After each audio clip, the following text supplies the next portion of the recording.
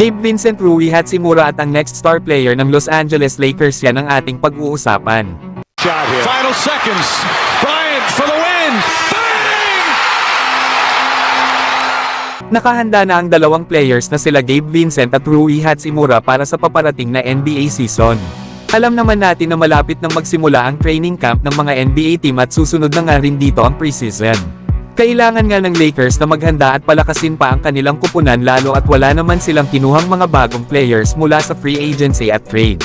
Natanging sila Dalton Knecht at Bronny James nga lang ang bagong addition sa lineup nila mula sa NBA draft.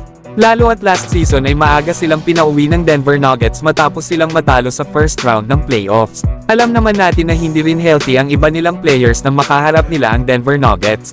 Kagaya na lang nila Jared Vanderbilt at Christian Wood. Kaya naman inaasahan na itong sila Gabe Vincent at Rui Hachimura ay mag-e-step up sa susunod na season. Lalo na dito kay Rui Hachimura na malaki ang naging contribution sa Lakers. Simula kasi nang mapalitan nito si Taurean Prince bilang starter ay nagsunod-sunod noon ang panalo ng Lakers, na kung saan ay nag-average ito last year ng 13 points, 4 rebounds at 1 assist per game. 68 games nga itong nakapaglaro para sa kanilang kupunan last season. Pero sa nakaraang Paris Olympics ngayong 2024 bagamat maganda ang ipinakita ni Rui Hachimura na performance, matapos itong mag-average ng 22.6 rebounds at 1 assist per game, ay maaga nga silang na-eliminate sa nasabing tournament at nagtamo pa si Hachimura ng calf injury dahilan para hindi ito makapaglaro sa mga huling laro nila sa Olympics. Pero ang good news naman ay okay na daw itong si Rui Hachimura at nasa facilities na ng Lakers at nagsisimula na ulit mag-practice para sa kanilang training camp.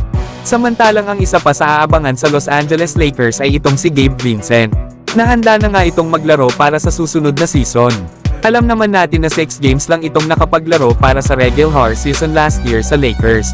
At 5 laro naman ang kanyang naging appearance sa naging laban nila sa first round ng playoffs laban sa Denver Nuggets. Na kung hindi nga lang dahil sa kanyang knee at ankle injury ay baka naging maganda pa ang record ng Lakers last year. Lalo at bago nga mapunta ng Los Angeles Lakers si Gabe Vincent para sa 3 taong kontrata na may halagang $33 million.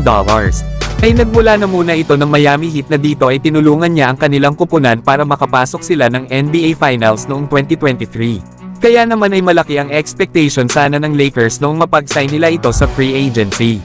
Pero dahil nga sa kanyang injury sa tuhod ay halos makaligtaan na ni Gabe Vincent ang buong mga laro sa regular season. At hindi nga ito masyado nagamit ng kanilang kupunan.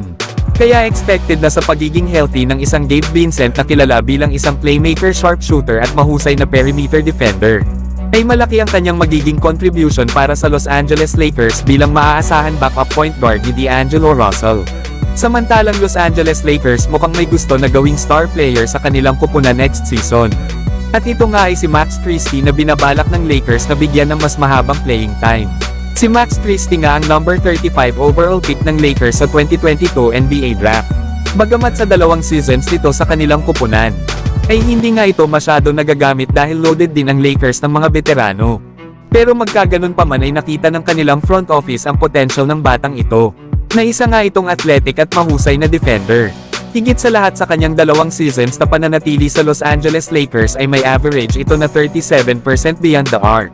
At maaari pa nga itong maging scorer next season dahil kaya nito makagawa ng sarili niyang tira at inaatake din ito ang basket kahit merong mga nakaharang na defender.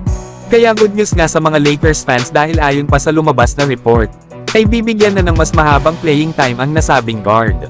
Lalo at sa ngayon ay mas magagamit na ang pagiging 3-and-D player ni Max Christie dahil sa pagkawala nila Spencer Dinwiddie at Taurean Prince sa Lakers.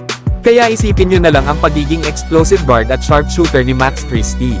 Ay panigurado na solid ang magiging performance nito next season sa Los Angeles Lakers. Kaya hindi na nakapagtataka kung bakit binigyan ito ng front office ng Lakers ng 4-year deal na nagkakahalaga ng nasa $32 million. Pero kayo mga idol, naniniwala ba kayo na isa si Max Christie sa mga aabangan na player next season sa Los Angeles Lakers?